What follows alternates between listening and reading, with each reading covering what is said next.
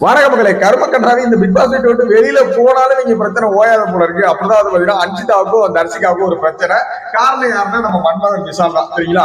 So இது ஒரு பக்கம் ஒரு பஞ்சாயத்து போயிட்டு இருக்கு. ஒரு கேமை கொடுத்து விளையாடுக்கிறான்னா அம்மாவா பாத்தீங்கன்னா பர்சனலா வன்மத்தை கக்கிட்டு பத்தாவதுக்கு டமுக்கு டப்பா வேற உட்காந்து காலையிலேயே மறுபடியும் அந்த பிரச்சனையை ஆரம்பிச்சு கொடன்னு பேசிக்கிட்டே இருக்காங்க. சோ என்ன நடந்து எதுக்கு டீட்டெயிலா சொல்றாங்க. மாதிரி சேனல் புதுசா பாக்குறீங்க அப்படின்னா அது மாதிரி எக்ஸ்க்ளூசிவ் லைவ் அப்டேட்டிங் நம்ம சேனல் மறக்காம சப்ஸ்கிரைப் பண்ணி வீடியோக்கு ஒரு லைக் கொடுத்தீங்கன்னா எனக்கு ஒரு பெரிய மோட்டிவேட்டா இருக்கும். மறக்காம லைக் பண்ணுவீங்க நம்புறேன், சரியா? காலையிலே வந்து பாத்தீங்கன்னா மேனேஜர்ஸ் வந்து பெஸ்ட் பர்ஃபார்மரா ஒர்க்கர்ஸ் வந்து ஒருத்தர் தேர்ந்தெடுக்கிறாங்க. அதுக்கு வந்து பாத்தீங்கன்னா தேர்ந்தெடுக்கிறாங்க, யாராவது ஒருத்தர் தேர்ந்தெடுத்து சுத்தி முத்தி பார்த்தாங்க. ஓரளவுக்கு வந்து பர்ஃபார்மன்ஸ் பண்ணதுன்னு வந்து பாத்தீங்கன்னா அது பிளான் பண்ணி பண்ணாங்களா இல்ல அன்பிளான்டாங்களா எனக்கு தெரியல. அஞ்சிதா நேரத்துக்குள்ள நான் சைக்கிள் ஓட்டுறேன் சொல்லி அவங்களே சைக்கிள் ஓட்டிட்டு இருந்தாங்களா. சோ அதனால வந்து பாத்தீங்கன்னா அஞ்சிதாவும் நமக்கு கொஞ்சம் கோஆபரேட் பண்றாங்க, கரெக்டா நியாயமா பேசுறாங்க. நேற்று நைட்டு முத்துக்குமுறை ஒரு டீல் போட்டாப்ல, அதெல்லாம் அக்செப்ட் பண்ணிட்டாங்க நியாயமா இருந்தோட. சோ அதனால அஞ்சிதா பெஸ்ட் பர்ஃபார்மர் கொடுக்கலான்னு எல்லாரும் அக்செப்ட் பண்ணிக்கிறாங்க. தர்சிகாவுக்கு மட்டும் என்னன்னா தர்சிகா சொல்ற பாயிண்ட் வந்து ஒரு வேல்யூவா இருக்கு. இருந்தாலும் அது அஞ்சிதாங்கிறதுனாலே அவங்க சொல்றாங்களோ அப்படிங்கிற மாதிரிதான் இருக்கு. ஏன்னா அஞ்சிதாக்கு எதை கொடுத்தாலும் யூனியன் லீடர் கொடுக்கும் போது அதை வந்து தடுத்தாங்க தர்சிகா. அதே மாதிரி இப்போ வந்து பாத்தீங்கன்னா பெஸ்ட் பர்ஃபார்மர் கொடுக்கறதும் தடுக்கிறாங்க. தர்சிகாவோட பாயிண்ட் என்னவா இருக்குன்னா ஆல்ரெடி அவ யூனியன் லீடரா இருக்கா, மறுபடியும் அவளுக்கு பெஸ்ட் பர்ஃபார்மர் கேட்கறாங்க, சரியா? ஆனா உண்மையா என்ன அப்படின்னா இப்ப கடந்த 1-2 வாரங்களாவே அஞ்சிதா விஷாலும் கொஞ்சம் க்ளோஸ் ஆகிட்டு இருக்காங்க. சோ அதனால வந்து பாத்தீங்கன்னா நேத்து கூட வந்து பாத்தீங்கன்னா மேனேஜர் எல்லாம் உட்காந்துருக்காங்க, விஷால் தனியா படுத்துக்கிட்டு அஞ்சிதாவோட பேசிட்டு இருக்காப்ல. அநேகமா இந்த வாரத்துல விஷாலுக்கு வந்து இன்ட்டு மூட்டு வெளில அனுப்பிடுவாங்க போல இருக்கு. சோ விஷாலை பார்க்கும்போது எல்லாரும் சொல்றாங்க, தர்சிகாட்ட சொல்றாங்க என்ன ஏதோ பண்ணிட்டு இருக்காப்ல அப்படின்னு. நான் அதை வந்து ஏஓவிஐடி பண்ணிட்டேன், ஏவிஓஐடி பண்ணிட்டேன்றாங்க, அவாய்ட் பண்ணிட்டாங்க அப்படிங்கிற மாதிரி ஒரு சொல்றாங்க. பட் இருந்தாலும் தர்சிகா வந்து ஒரு மாதிரி பார்த்துட்டு தான் உட்காந்துருக்காங்க விஷால் பண்றேன் அஞ்சிதா பண்றது, சரிங்களா? சோ இந்த அஞ்சிதா மேல இவங்க 2 பேரும் பஞ்சாயத்து இந்த விஷாலால இன்னும் எவ்வளவு எல்லைக்கு போக போகுதுன்னு தெரியல.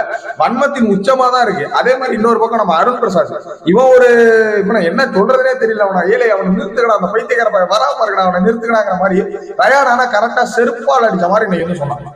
செருப்பால் அடிச்ச மாதிரி நீ தான் தப்பு பண்ண, நீ தான் முதல்ல தேவையில்லாம இந்த பிரச்சனையை ஆரம்பிச்ச. அவன் வந்து சொல்ல வந்தான். ஆனா அதுக்கு முன்னாடி இந்த பிரச்சனை எங்க ஆரம்பிச்சது அப்படின்னா நீ தான் வந்து பெக்கர்லன்னு சொல்லிட்டு இருந்தா அதை காதல வாங்கிட்டு தான் அவர் வந்து மரியாதை கொடுக்கணும் அப்படி எல்லாம் பேசினா. ஆக மொத்தத்துல நீங்க இப்ப என்ன பண்ண அப்படின்னா, அதாவது அருமை என்ன பண்றான்னா நமக்கு உட்கார்ந்துட்டு அவன் பண்ணது எல்லாத்தையும் நியாயமாவும் அவங்க பண்ணது ஆப்போசிட்ல பண்ணது தப்பாவும் அப்படியே மண்டையில புகுத்த ட்ரை பண்றான். ஆனா ராணுவ மண்டையாட்டி மாதிரி மண்டையாட்டி உட்காந்துருக்கான். ரயான் ஒரே இடத்துல சொல்லிட்டா, நான் சொன்ன மாதிரி நீ பண்ணதான் தப்பு, நீ தான் முதல்ல பெக்கர்னு இழுத்த. ஆனா ரயான் சொல்றேன் இந்த கோவா கேங்ல இருந்ததுனாலதான் கேம் ஸ்பாயில் ஆச்சு, மறுபடியும் அவன் ஃபார்ம் போட்டான். முத்து எப்படி பேக் டு ஃபார்மும் ரயானும் பேக் டு ஃபார்ம்னு நான் நினைக்கிறேன்.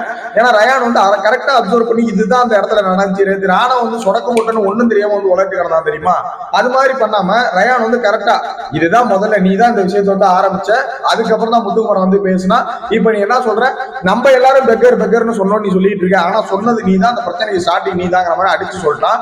இவன் என்ன சொல்றான், அந்த பிரச்சனை போன பிரச்சனை வந்த பிரச்சனை எல்லா பிரச்சனையும் இழுத்து அவன் பக்கம் என்ன நியாயமோ ஆரம்பிச்சது பூரா அருண். ஆனா நான் ஆரம்பிக்கல, பேசுனது பூரா மேனேஜ்மெண்ட் டீம் தான், அவங்க ஒரு இதா பண்ணிட்டு இருக்காங்க அப்படிங்கிற மாதிரி பண்ணிட்டு இருக்கான். பட் இன்னைக்கு வந்து பாத்தீங்கன்னா அருணை தூக்கி மேனேஜ்மெண்ட் டீம்ல போட போறாங்க. சோ அருண் என்னத்துக்கு கிழிக்கிறாரு அப்படிங்கிறது வந்து பாப்போம். மேனேஜ்மெண்ட் டீம்ல இருந்து மேனேஜரா வேலை பாக்குறாரா இல்ல ஏஞ்சல் அண்ட் டீமன் டாஸ்க்ல நான் ஒரு புனித ஆத்மா அப்படிங்கிற மாதிரி ஒரு படம் போட்டாரு இல்லையா, அதை பண்றாங்கிறத வெயிட் பண்ணி பார்ப்போம். தயவு செஞ்சு அருணை வெளியில அனுப்புங்கடா, முடியலடா அவன் பண்றது, இரிட்டேட் ஆகுறா. பேசுறான் பேசிக்கிட்டே இருக்கான். நான் ஒரு யோக்கியன்னு போர்டு மாட்டிக்கிற அளவுக்கு பேசுறான் அவன். இதான் மக்களே 2 விஷயங்கள். தர்சிகா வன்மத்தை கக்கின மொமெண்ட், அருண் வந்து பாத்தீங்கன்னா அவன் ஒரு பைத்தியக்கார மாதிரி நடந்ததே வந்து பேசிட்டு இருக்கான். அவன் ஒரு பக்கம் ரயான் பாயிண்டடா பேசுறான். சோ உங்களோட ஒப்பீனியன் என்ன அப்படியே மறக்காம கமெண்ட்ல சொல்லுங்க. நெக்ஸ்ட் வீடியோ மீட் பண்றேன். தேங்க்ஸ் ஃபார் வாட்சிங். பிரசன்டேஷன் சரியில்லைன்னு நினைக்கிறேன், மன்னிச்சிருங்க. பை.